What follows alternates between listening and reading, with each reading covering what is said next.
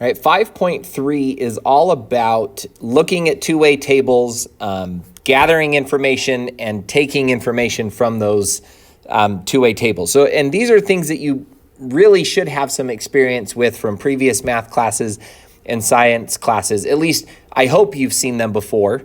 We'll give you a lot of information today for those of you that have not. But a two-way table is a table that it's comparing two different characteristics. So for example, let's say you are back when you were at the intermediate school.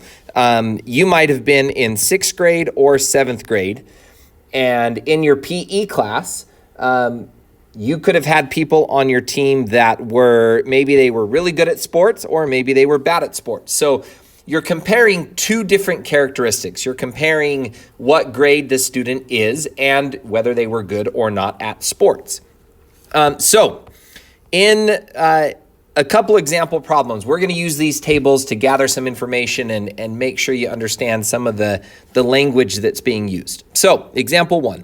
In another survey similar to the one above, which we're not seeing because we're not looking at the textbook, there are 106 juniors and 114 seniors. All right, so I have two groups. I have juniors and I have seniors, right?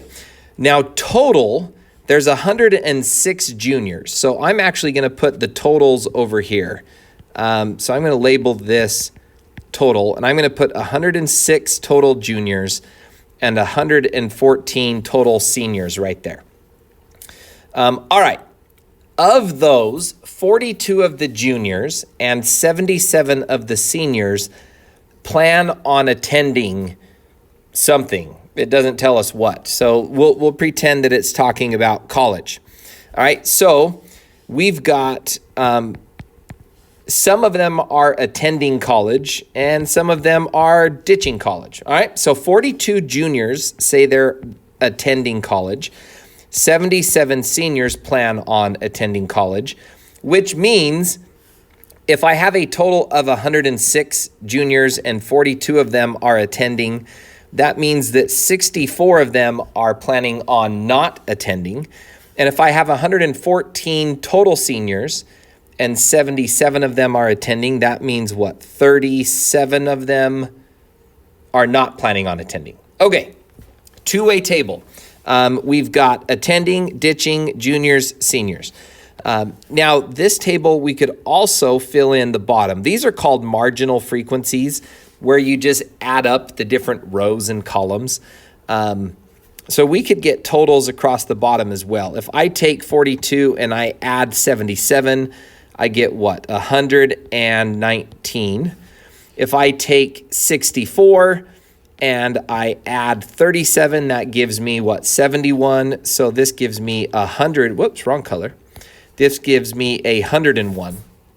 And then finally, this last little box right here, if I add these two together, I should get this total. If I add these two together, I should get the same number.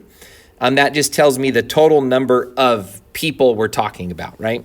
So in this case, it's going to be 220 total people. So again, these little totals on the edges are called marginal frequencies. It's something you need to not get scared of when you see the word. It might be a good idea to make a note of that here in your notes, all right? Okay, example or one for you to practice that we'll do together. You can practice the homework. You randomly survey students about whether they are in favor of planting a community garden at school.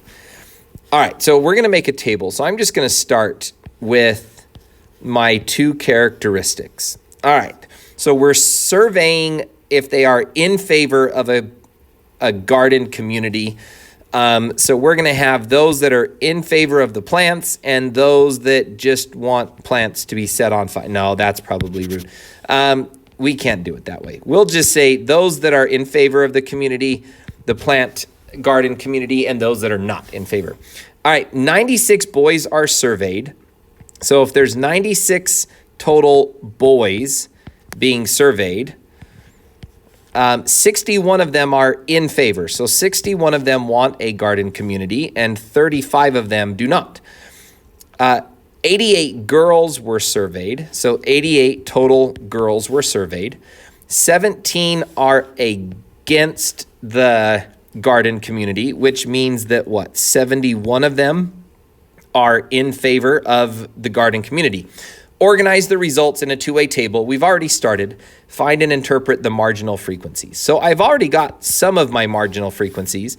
Let's do the ones across the bottom so that we can have this filled out all the way. All right, so total number of people in favor is 61 plus 71, which is going to be 132. Total number that are not in favor, 35 boys, whoops, don't erase. 35 boys plus 17 girls that are not in favor is 42, that's 52. Which means that as I add up these two together and add up these two together, I should end up with what? 184, which sounds right. Okay, so there's 184 total people surveyed. And here's kind of where they fit in the mix of things. All right, moving on. Relative and conditional relative frequencies. So the frequency is when it's comparing how many people believe or choose something compared to the total number of people involved. That's what joint relative and marginal relative frequency mean.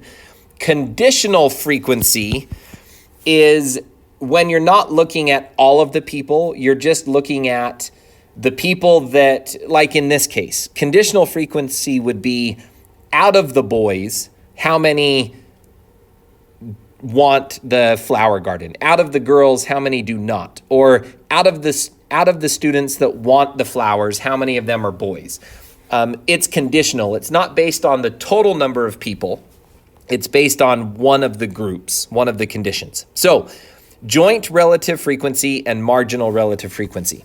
Example 2 wants us to use our results from example 1 to make a two-way table that shows the joint and marginal relative frequencies. So let's go up to example 1, and I'm going to take some of this. I don't want all of this information, but I'm going to take our table and hopefully not too much extra stuff. We're going to copy that, and we're going to move it down here so that we can use it for example 2. Okay, so here's my table. What it wants me to do is it wants me to create a two-way table that shows, instead of showing the numbers, it wants to know the frequency or the percentages, all right? So if I take this same information, so I'm going to have all the same categories. This is going to be those that are attending college. This is those that are going to ditch college. These are going to be my totals right here. And then I'm going to have juniors, I'm going to have seniors, and then I've got to have this total column across the bottom, right? Okay, so when I'm doing frequency, the first number I'm interested in is how many total things are being considered here. And in this case, it's 220. So when I'm looking at this first box, I'm looking at how many juniors are attending college compared to the total number of people in this survey. So I have 42 juniors attending college out of 220 total people.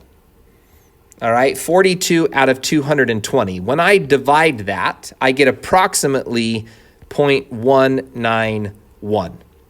Which is what, a little bit more than 19%. So of everyone I interviewed, a little more than 19% of them are planning on attending college. When I want to look at the number of juniors that are planning on not attending college, well, there's 64 of them. And when I want the frequency, I want to know how many is that compared to the total number of people. So 64 divided by 220 is going to be approximately 0.291. And no, I don't have that memorized. I have it written down, so you don't have to watch me type it in a calculator. Same thing with the seniors. The seniors that are attending, there's 77 of them. Out of 220 total people, that's 0.35 approximately. So about 35% of the people, not just seniors, 35% of the total people are attending college. 37 out of 220 are not attending college, and that's going to be approximately 0.168. So a little more than 16% are planning on not attending. Okay, now for the totals, we're going to do the same thing. For the total number of juniors, instead of a number 106, I want to know what is that 106 compared to all of the people. So that's 106 out of 220 is approximately 0.482. So basically, I'm taking all of the numbers in this diagram and I'm dividing them by the total number of people, right? So seniors, we had, what's our number over there? 114 divided by 220 is going to be approximately 0.518. Okay? And then going across the bottom, we're going to take 119 divided by 220 and get approximately 0.541. And then we're going to take 101 divided by 220 and get approximately 0.168.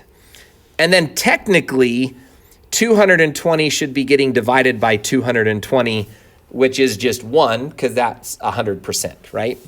So these are showing the relative frequencies. So in relation to all of the people, what percentage fit that category? Okay, in relation to everyone, 19% fit in the category of juniors that are attending college. In relation to all of the people, 35% are seniors planning to attend college. All right. Okay, let's do one more. Use the survey results from the other question. So let's go back to our garden question here. Let's copy it, bring it down here, just so we don't have to scroll up and down. That's annoying. Whoa, but that's too big. Let's shrink it. Okay, there we go.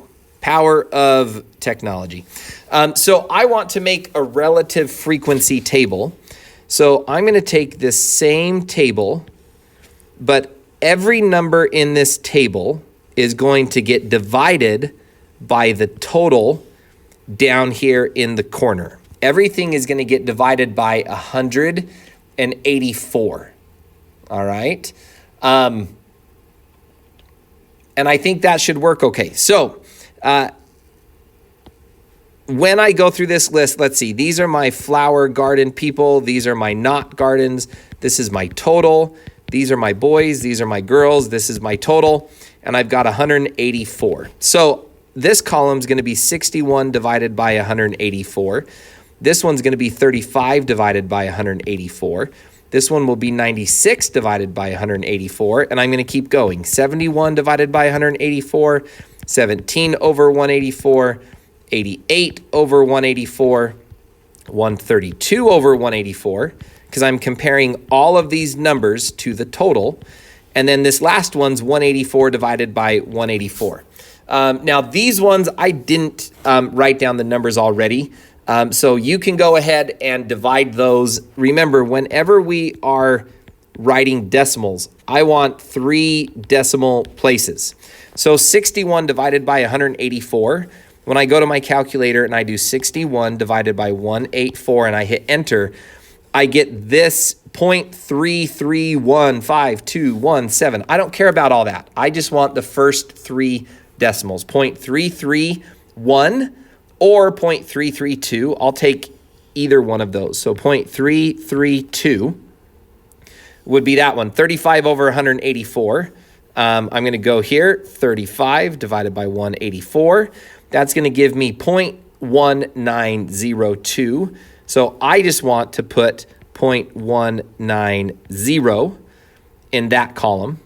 And then the last one should be those two added together, right? So it should be 0.422. Should be that last one. or 0.522. It's going to be 0.522, right? Because I've got 30% plus just about 20%. So 0.522. Keep filling out the table, and that gives you your relative frequency table. All right? Okay, homework. 5.3, take a break and do these 7 problems. Do 3 through 10. I want you to do them before you move on, because you're going to move on. The tables are going to get a little bit bigger, a little bit more complicated. Start with these basics. Make sure you understand how these tables work.